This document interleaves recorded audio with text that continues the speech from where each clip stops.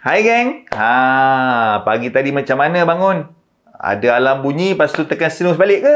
Sambil maki-maki hati? Aduh. Saya faham lah guys.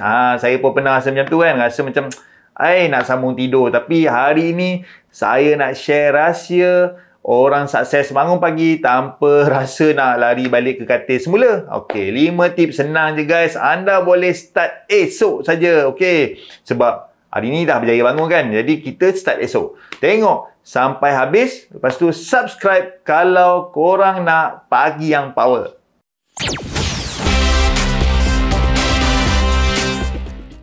Hey, selamat datang ke Mok Tube. Seperti kehidupan dan juga makanan.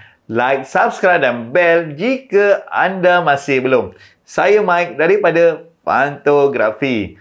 Jadi, apa yang orang berjaya buat lain dari kita? Bukan dia orang tak mengantuk. Tapi dia ada cara dia guys. Dan saya dah test, memang jadi.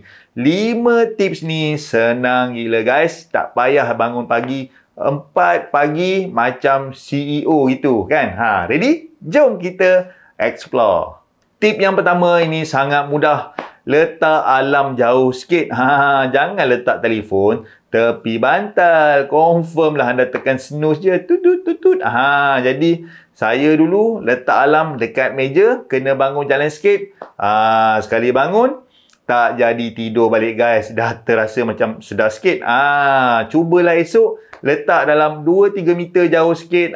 Tengok anda terpaksa bangkit macam hero. Tip yang kedua iaitu air sejuk power. Air sejuk power daripada mana? Okey, bangun je, pergi sinki di toilet tu, cuci muka dengan air sejuk pagi.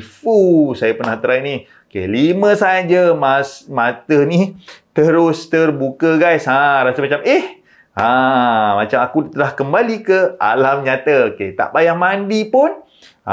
Cuma kita basuh dulu sebagai permulaan supaya tak terkejut lah kan. Mandi kan terkejut pula. Okey, lepas tu anda dah ready untuk conquer hari anda. Tip yang ketiga, cakap positif pada diri sendiri. Macam bermonolog dalaman lah. Selama 5 saat je guys.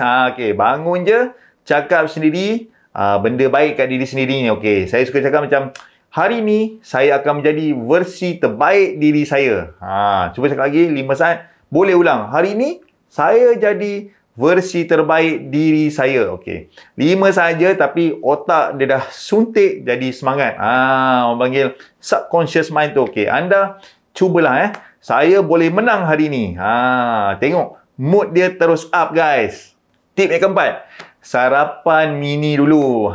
Tak payahlah terus nak makan nasi lemak. Mana kedai buka pukul 4-5 pagi. Jadi, pergi ambil biskut ke, pisang ke, ataupun air suam dengan madu. 5 minit je nak prepare ni kan. Jadi, saya buat ni setiap pagi, perut tak kosong. Tenaga pun ada untuk memulakan hari anda. Anda try lah esok, tengok.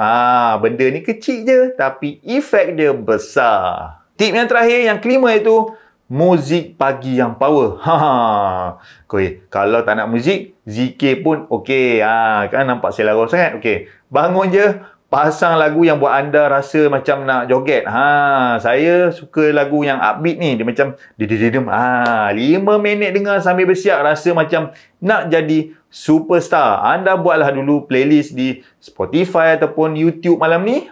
Esok pagi tekan play je atau on je, tengok semangat datang sendiri. Jadi itulah dia 5 rahsia untuk bangun pagi yang cemerlang. Okey, yang pertama letaklah alarm jauh sikit. Yang kedua, the power of air sejuk di muka ni sus.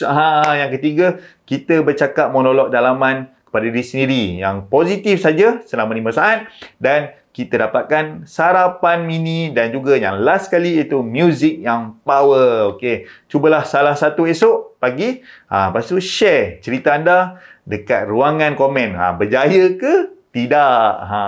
Kalau suka video ni, smash subscribe button tu. Okey, share dekat kawan yang selalu bangun lambat. Kenapa bangun lambat? Jadi tengok video ni dan kita bangun awal esok. Dan kita jumpa lagi di next video. Mok Tube gang. Jadi jom bangun pagi macam bos. Peace out.